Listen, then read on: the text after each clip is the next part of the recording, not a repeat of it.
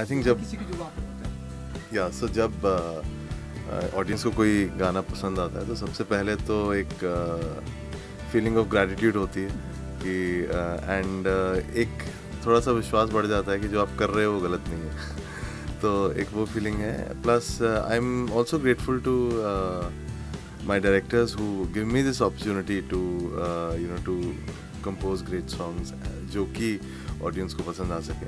और हर गाना ऐसा नहीं होता है। आई थिंक एक एल्बम में अगर मैं 3 या 4 गाने कर रहा हूँ तो आई एम फॉर्चुनेट इनफ कि 1 या 2 गाने जो है वो ऑडियंस को टच करते हैं और बड़े अच्छे लगते हैं। सो वही कोशिश है और वही जारी रखने की कोशिश है। ये बड़ा ही एक अलग सा गाना था और जो इस गाने का ब्रीफ था वो यही था कि बॉलीवुड का टिपिकल गाना नहीं लगना चाहिए सो इसीलिए जब हम प्रोड्यूस भी कर रहे थे तो उसमें ज़्यादा इंस्ट्रूमेंटेशन नहीं किया एंड जो उसके रिदम है वो हमने कप्स से बनाई है, प्लास्टिक के जो कप्स होते हैं। सो जो लिरिक्स हैं और even the composition is very sing along and lyrics भी बहुत ऐसे लिरिक्स लिखे हैं आदिश ने जो कि एक कॉमन मैन रिलेट कर सके जिससे, क्योंकि हर एक किसी ना किसी की तशरीफ़ कभी ना कभी जो लगती है आई थिंक और चीज़ें अगर नज़रअंदाज भी की जाए तो एक ये चीज़ ज़रूर होती है कि अगर बड़े बैनर की फिल्म है तो आपके गाने की जो माउंटिंग है या जो भी आप काम उसमें कर रहे हैं, चाहे आप डायरेक्टर हैं या म्यूजिक डायरेक्टर हैं या लिरिसिस्ट हैं, तो वो जो काम की माउंटिंग है वो बहुत अच्छे स्केल पे होती है। सो एक तो वो बहुत अच्छी बात होती है बड़े बैनर के साथ काम करने के लिए and plus we also know that एक ऑडियंस का जो है एक लगाव इन बैनर्स के साथ, बिकॉज बहुत पुराने बैनर्स हैं एंड यशराज जैसे जो बैनर्स हैं इन्होंने सिनेमा इंडिया में they are the pioneers of cinema, so it's a very good feeling to work with them. Anyways I think director और प्रोड्यूसर्स तो खैर बहुत पहले से गाना सुन ही रहे हैं तो उनका तो एक लेवल पे ऑब्जेक्टिविटी खो जाती है क्योंकि वो प्रोसेस के पार्ट हैं। बट एक रिव्यूअर ने अभी हाल ही में रिव्यू किया गाने को तो उसने बोला था सिंगर हैज संग it like a complete loser, तो मेरे को सुन के बहुत अच्छा लगा क्योंकि यही ब्रीफ था। तो मेरे को लगा कि यार ये तो बैंग ऑन ब्रीफ है। हाँ नहीं, हम सोच रहे थे कि हम अलग क्या इसमें कर सकते हैं, कैसे प्रोड्यूस कर सकते हैं। तो एक बहुत थिन लाइन होती है कि आप गाने को ओवर प्रोड्यूस कर देते हैं और बहुत से ज़्यादा इंस्ट्रूमेंट्स डाल देते हैं। और चैलेंज तब होता है कि इंस्ट्रूमेंट्स जब निकालने होते हैं आपको कि गाने को सिंप्लीफाई करने में ज़्यादा चैलेंज होता है। सो हमने एक एना कैंड्रिक्स करके एक सिंगर है, उनका एक गाना देखा था पिच परफेक्ट फिल्म में, तो उन्होंने कुछ ऐसी रिदम यूज़ की थी। तो हमने सोचा कि क्यों ना हम ऐसा रिदम कुछ अपने सॉन्ग में ट्राई करें। तो यहाँ पर पहली बार हमने ऐसा कुछ एक्सपेरिमेंटल रिदम ट्राई किया एंड जो कि गाने में बहुत अच्छे से जेल किया। बहुत से सिनेरियोज होते हैं, कई बार हमें लगता है कि ये गाना बहुत अच्छा है और हम लोग आपस में composer, director, even the music label, everybody is very excited for that song, but वो गाना ऑडियंस को नहीं अच्छा लगता है। एंड ऑडियंस की नर्व्स पकड़ना या ऑडियंस को क्या चाहिए वो बहुत इम्पॉर्टेंट है हमारे लिए जानना कि किस प्रकार का म्यूज़िक चल रहा है, किस प्रकार का म्यूज़िक ओवर हो रहा है इंडस्ट्री में या ऑडियंस के लिए। अगर रोमांटिक सॉन्ग ही आपको बनाना है तो क्या आप वही टिपिकल सॉन्ग रोमांटिक बनाओगे जो कि चलती आ रही है जो ट्रेंड, या फिर आप कुछ नया ट्राई करेंगे। सो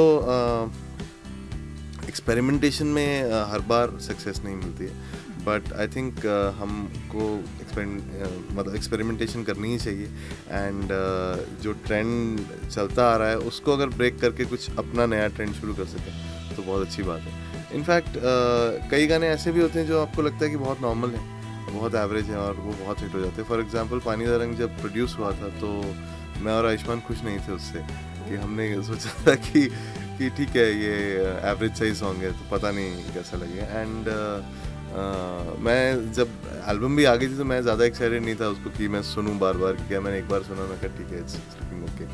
बट उसके 1 हफ्ते में, उसके 2 हफ्ते बाद जो कैचअप किया वो गाना, फिल्म आने के बाद जो कैचअप किया, it was phenomenal. So you can never expect कि क्या चीज़ हिट होगी क्या नहीं होगी। ऑफ कोर्स पता एक थोड़ी सी भनक ज़रूर होती है, बिकॉज एक अच्छा काम जो होता है वो पहले से आपको पता होता है और आप कोशिश वही करते हो कि हर गाने को उस लेवल तक पहुँचाया जाए, बट हर गाना नहीं पहुँचता उस लेवल। आई थिंक मतलब मैं बहुत खुश नसीब हूँ कि लेटली मुझे जैसे मैं गाने बनाना चाहता हूँ और जिस लिए मैं म्यूज़िक में आया था वैसे ही उसी प्रकार के गाने मुझे मिल रहे हैं।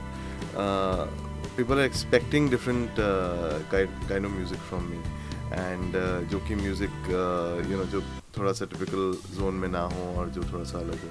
फॉर एग्जांपल जैसे अतरंगी यारी जो हमने किया था, वो भी एक ट्रेंड सेटर गाना था उस वक्त का. पानी दा रंग तो था ही. मिट्टी दी खुशबू एक हमने सिंगल किया था, मैंने और आयुष्मान ने, जो कि भूषण सर ने सिंगल्स की शुरुआत जो है टी सीरीज़ ने उस सॉन्ग से की थी. उसके बाद बहुत से सिंगल्स आने लगे, तो पहला सॉन्ग था जिसका सिंगल एज एन एक्सपेरिमेंट हमने किया था. सो अभी जो भी मैं फिल्में कर रहा हूँ आगे आने वाली, वो मतलब there is no particular one genre that I am following, because I have to ultimately work on the brief. So एक लखनऊ सेंट्रल फिल्म है जिसमें एक सूफी गाना है, उसके बाद करीब करीब सिंगल है इरफान खान की स्टार फिल्म चंद्र चंद्रा डायरेक्ट कर रही है, वो उसमें बहुत अलग से रोमांटिक गाने हैं दो. फिर आगे भी आने वाली फिल्म में थोड़े से ऐसा म्यूज़िक है जो सरप्राइज़ करेगा ऑडियंस को, और मेरी यही कोशिश रहेगी. इच्छा तो खैर होती है कि जैसे एक छोटे से शहर से निकलकर बड़े शहर में आना, बड़े शहर से निकलकर पूरे देश में के लिए म्यूज़िक करना, उसके बाद पूरे देश से बाहर निकलकर भी ऐसा म्यूज़िक करना जहाँ पर आपकी रिकॉग्निशन हो. Rahman sir has been doing it of lately. बहुत से अपने इंडियन कंपोजर्स हैं जो कर भी रहे हैं. तो obviously I would be open to such collaborations, but फिलहाल कुछ उस पर नहीं है काम. मतलब मेरे साथ ऐसा है कि I came to music from a corporate background. मैंने 7-8 साल नौकरी की रेडियो में, एंड वो ऐसी नौकरी थी जहाँ पर मैं फुली डेडिकेटेड था उस काम को. और तब family, we had a young family, मतलब बच्चा नहीं था. And after the kid the priorities really change. तो उसमें ये होता है कि फैमिली को भी उतना ही टाइम देना बहुत इंपॉर्टेंट है, because when you are raising a kid it's a very essential job. वो बहुत एक इम्पॉर्टेंट काम है और बहुत मुश्किल काम है बच्चों को बड़ा करना. तो हम आसानी से इग्नोर करके उनको बड़ा होने दे सकते हैं, या फिर पूरा ध्यान देकर एक चीज़ ध्यान से समझा कर और उसमें भी हम कर सकते हैं. सो अपनी अपनी चॉइसेस हैं. I guess I choose to create work and life balance, but वो कभी हो नहीं पाता. ऑब्वियसली थोड़ा काम ज़्यादा ही रहता है हमेशा, बट एक जो रूम ऑफ इम्प्रूवमेंट है वो हमेशा होनी चाहिए. I think the song that I'm really proud of is Mitti Di Khushboo, also Atrangi Yaari, because that song is वो जो बच्चन सर के साथ किया था, और जो एक्सपीरियंस था पूरा जो विनोद चोपड़ा सर का, फरहान अख्तर का, it was really overwhelming for me. And वो एक हमेशा याद रहेगा गाना. एंड जो कुछ आने वाले गाने भी हैं, कोशिश यही रहेगी कि पिछले गाने से बेहतरीन. जदों अंबरा बरसिया पानी, मिट्टी दी खुशबू, मिट्टी दी खुशबू, मिट्टी दी खुशबू आई. चलिए चल मुड़िए सजना, चल मुड़िए बंदिया, चल मुड़िए उस राह जिथे वसदी, जिथे वसदी, जिथे वसदी खुदाई. सारे पीछे पड़े लेके बम्बू, फ्रस्ट्रेशन ने गाड़ा है तंबू. हाय बत्ती गुल है, बत्ती गुल है, बत्ती गुल है रे, छोटा सा मेरा एक बम है, घुस गए यहाँ सारे गम है रे. पार्किंग फुल है, पार्किंग फुल है, पार्किंग फुल है यार.